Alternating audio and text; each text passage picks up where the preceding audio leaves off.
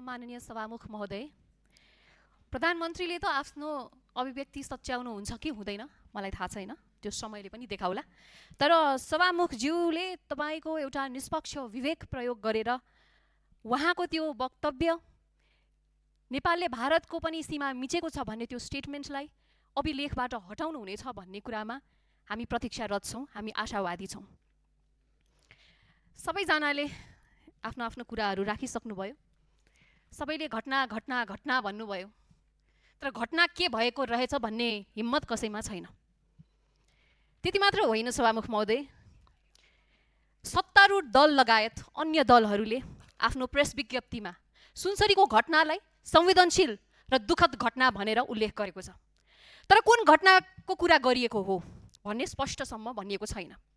घटनाको प्रकृति के थियो, त्यसको पृष्ठभूमि के थियो, वा यो धार्मिक विषय सम्बन्धसँग सम्बन्धित थियो कि थिएन भन्ने बारे विज्ञप्ति मौन छ। जब कुनै शक्तिशाली राजनीतिक दलले आफूले चर्चा गरिरहेको घटनाको स्वरूप नै स्पष्ट रूपमा उल्लेख गर्न सक्दैन भने त्यस घटनाको वस्तुनिष्ठ विश्लेषण सम्भव हुन्छ भनेर हामीले कसरी पत्याउने? कुन घटनाको छानबिन गर्ने भन्ने स्पष्ट नभई त्यसको मूल कारणसम्म कसरी पुग्न खोजिएको हो? घटनालाई स्पष्ट रूपमा नाम लिएर बोलबम धार्मिक यात्राका क्रममा हिन्दू धर्मावलम्बीहरू घाइते भएका, गोली लागि हत्या भएका, दर्जनौं घाइते हुँदै ज्यानसम्म गुमाएको भन्न हामी कोसँग डराइरहेको छौँ सभामुख महोदय? आज कसैले यो घाइतेहरू वा त्यो ज्यान जसको गएको छ उहाँ हिन्दू हुनुहुन्थ्यो, एउटा बोलबमको यात्रामा हुनुहुन्थ्यो भनेर हामी त्यति पनि भन्न नसक्ने यो कस्तो बाध्यता र कसले रोकिरहेको छ हामीलाई?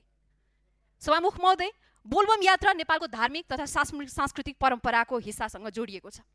त्यसै क्रममा गोली लागेर मृत्यु हुनुहुने जेन्जी युवा ओम प्रकाश मेहताप्रति हार्दिक श्रद्धाञ्जली व्यक्त गर्न चाहन्छु। साथै दर्जनौं घाइतेहरूप्रति पनि शीघ्र स्वास्थ्य लाभको कामना गर्न चाहन्छु।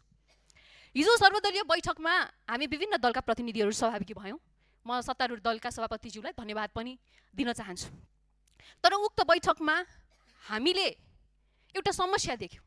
सत्तारूढ दलसँग घटनाको गतिविधि के भएको थियो भन्नको लागि त्यहाँ गृह मन्त्रालयको गृहमन्त्रीज्यू हुनुहुन्न थियो, सरकारको प्रधानमन्त्री पनि हुनुहुन्न थियो। सरकारको तर्फबाट अर्थमन्त्री हुनुहुन्थ्यो, तर उहाँले त केही ब्रिफिङ दिन सक्नु भएन, किनभने त्यो उहाँको जिम्मामा पर्ने कुरा पनि होइन। त्यो हिजोको बैठकमा हामी आफै विश्लेषणात्मक उक्त बैठकमा गएका थियौँ। त्यसमा के भयो? सद्भावको कुरा भयो। राम्रो सद्भाव चाहिन्छ, तर सद्भाव माग्दै गर्दाखेरि के हाम्रो हस्ताक्षरले मात्रै सद्भाव आउँछ? समस्या समाधान भयो त? त्यहाँ भइरहेका अहिले बन्द हडतालहरू समाप्त भए त? प्रहरी र सेना फिल्डमा ड्रोनमा उतारेर ड्रोन आकाशमा उडाएर पनि समस्या समाधान हुँदैन। सुरक्षा प्रमुखको ब्रिफिङ आइसक्यो सभामुख महोदय, यो समस्याको समाधान प्राविधिक उपायबाट होइन राजनीतिक उपायबाट मात्र सम्भव छ भन्ने कुरा आइसक्यो। तर सरकार कहाँ छ? प्रधानमन्त्रीको अभिभावकत्व के यो देशले खोजिरहेको छैन? यो समयमा के यही हो जिम्मेवारी? योभन्दा डरलाग्दा घटनाहरू आएका थिए, तर ती समयमा प्रधानमन्त्रीहरूले सम्बोधन गर्थे, राष्ट्रिय दक्षको रूपमा रहेका राजाहरूले सम्बोधन गर्थे। तर आज उहाँ कुन खुपीमा बसिराख्नु भएको छ म उहाँहरूलाई सोध्न चाहन्छु। प्रधानमन्त्रीज्यूले आफ्नो फेसबुकको प्रशासन प्रणाली मार्फत गोली प्रहारबाट चलेको ज्यान गएको स्वीकार गर्नुभएको छ।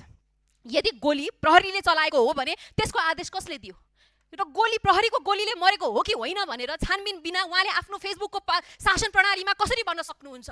के यही हो परिपक्वता प्रधानमन्त्रीज्यूको? गोली वास्तवमा कसले चलाएको हो यो हाम्रो बटम माग हो, हामीले जान्न पाउनुपर्छ। हिजो सत्तारूढ दलका सभापतिले हिन्दू धर्मावलम्बीहरू जेन्जी आन्दोलनका क्रममा भएको गोलीकाण्ड र सुनसरी घटनाकाण्ड फरक भएको भन्नुभयो। अवश्य पनि घटना, स्थान, प्रकृति, पृष्ठभूमि फरक हुन सक्छन्, तर त्यसपछि राज्यले वहन गर्नुपर्ने जवाफदेहिताको प्रश्न आज पनि एउटै छ। भदौ 23-24 का क्रममा भएका आदेश र अहिलेका आदेशहरू कुन संयन्त्रबाट हुने गर्दछ?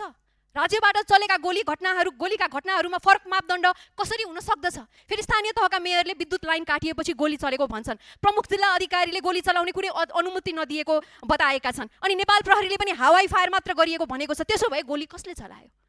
यो हाम्रो माग हो, हामी जान्न चाहन्छौँ। यस्तो परस्पर विरोधी अभिव्यक्तिका बीच विश्वास कसरी स्थापित हुन्छ सभामुख महोदय? त्यसैले अनुमान, अफवाह वा औपचारिक वक्तव्यमा सीमित नरही घटनाको गहिराईसम्म पुगेर निष्पक्ष र विश्वसनीय छानबिन मार्फत सत्य तथ्य फास्ट ट्र्याकबाट सार्वजनिक गर्न उच्च स्तरीय आयोग मार्फत नै छानबिन गर्ने बाटोमा सरकार तत्काल लाग्नु पर्दछ। मोरङ जिल्ला प्रशासनले धार्मिक अनुष्ठानका क्रममा ध्वनि नियन्त्रण गर्न विज्ञप्ति निकाल्यो।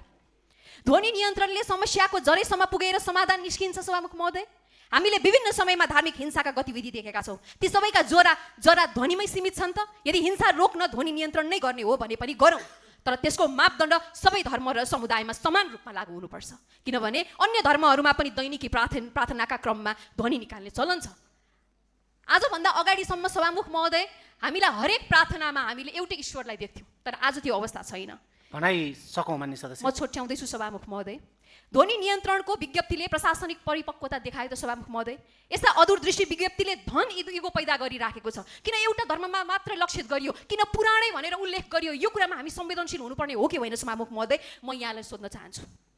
नेपाल धर्मनिरपेक्ष राष्ट्र बने यता धार्मिक असहिष्णुता, साम्प्रदायिक तनाव र धार्मिक प्रकृतिका विवादास्पद घटनाहरू बढेको अनुभूति समाजका विभिन्न तहबाट व्यक्त हुँदै आएको छ। यस अवस्थाको राजनीतिक र नीतिगत जिम्मेवारी विगतका ती सरकारहरूले पनि वहन गर्नुपर्छ जसले संविधान मार्फत धर्मनिरपेक्षता व्यवस्था लागू गरे तर त्यसको सिद्धान्त पालना गर्न सकेनन्। यहाँ एउटा गम्भीर प्रश्न छ, नेपाल धार्मिक र सांस्कृतिक रूपमा आज बढी सहिष्णु छ कि संवैधानिक राज संस्था सहितको हिन्दू राष्ट्र हुँदा सहिष्णु थियो? यो प्रश्न भावनाले होइन, तथ्य, प्रमाण र गम्भीर बहसले उत्तर खोज्नुपर्ने विषय बनिसकेको छ। देशका विभिन्न भूगोल र समुदायसम्म पुगेर मैले पटक पटक गरेको क्षेत्रीय अध्ययन र विभिन्न धर्मका की इन्फर्मेन्ससँगको अन्तर्क्रियाबाट प्राप्त अनुभवले एउटा संकेत गरेको छ। संवैधानिक राज संस्थामा सहितको हिन्दू राष्ट्रको अवधिमा नेपालमा धार्मिक तथा सांस्कृतिक सहिष्णुताको दृष्टिले आजको भन्दा निकै बढी सन्तुलन थियो। त्यो हामी किन गुमाइरहेको छौँ? हामीले यस्ता गम्भीर राष्ट्रिय विषयमा आवाज उठाउँदा पटक पटक आज पनि अब हामीलाई अतिवादी भन्ने आरोप लगाइन्छ। समस्याको मूल कारणबारे बहस गर्नु, तथ्य खोज्नु र राज्यको ध्यानाकर्षण गराउनु अतिवाद होइन सभामुख महोदय। हिन्दू सम्राट सेना, राष्ट्रिय बजरंग दल, शिवसेना वा राप्रपाको धार्मिक विवाद जस्ता संगठनलाई आधारहीन रूपमा सामाजिक सञ्जालमा अहिले अतिवादीको संज्ञा दिइरहेको छ। यो क्षमा योग्य विषय पनि होइन। धर्मान्तरणमा बाह्य स्रोतबाट ठूलो मात्रामा लगनी भइरहेको विषय होस् वा रोहिङ्ग्या, सोमाली तथा पाकिस्तानी मूलका शरणार्थी तथा अप्रवासीको नेपाल प्रवेशले उठाएको सुरक्षा चुनौतीको प्रश्न होस्, यी विषय हामीले धेरै अघिदेखि उठाएका हौँ। सुरक्षा निकायका उच्च अधिकारीले समेत यस्ता चुनौतीबारे सार्वजनिक रूपमा चिन्ता व्यक्त गरिसक्नु भएको छ। म सभामुख महोदयलाई यति मात्रै भन्छु अन्त्यमा, तराई मधेसका विभिन्न स्थानमा धार्मिक कार्यक्रममा पटक पटक तनाव उत्पन्न हुनु संयोग मात्र हो कि राज्यको पूर्व तयारी, समन्वय र संवेदनशीलताको कमीको परिणाम हो? सभामुख महोदयले मलाई ध्यानाकर्षण गराउनुभन्दा अगाडि म भन्न चाहन्छु, यो देश जहिले पनि हामी सहिष्णु भएर बाँचेका थियौँ। हामी विभिन्न धर्मावलम्बीहरू एउटा परिवार जसरी बाँचिरहेका थियौँ। तर आज यी त्यस्ता तत्त्वहरू कसरी हावी भए? ती तत्त्वहरू के हुन् त जसले चाहिँ धर्मनिरपेक्षता लागू गरेपछि आज यो समाजमा दिनानुदिन द्वन्द्व बढिराखेको छ, असहिष्णुता बढिराखेको छ? म सरकारलाई र सम्पूर्ण देशवासीलाई आह्वान गर्न चाहन्छु, यो देशमा हामी सयौं मान्य सदस्य, मैले माइक काट्नुपर्ने हुन्छ। अब मैले सके अन्तिम वाक्य। हामी सदियौँदेखि सामाजिक सद्भाव, धार्मिक सहिष्णुता, राष्ट्रिय एकता र भाइचाराले अझ सुदृढ बनाउने दिशामा सरकार, नागरिक र सबै राजनीतिक शक्ति जिम्मेवार ढङ्गले अगाडि बढ्नुपर्छ र बहुसंख्यकको सम्मान हुनुपर्छ, अल्पसंख्यकको संरक्षण हुनुपर्छ। यो सिद्धान्त सबैले पालना गरौँ। धन्यवाद।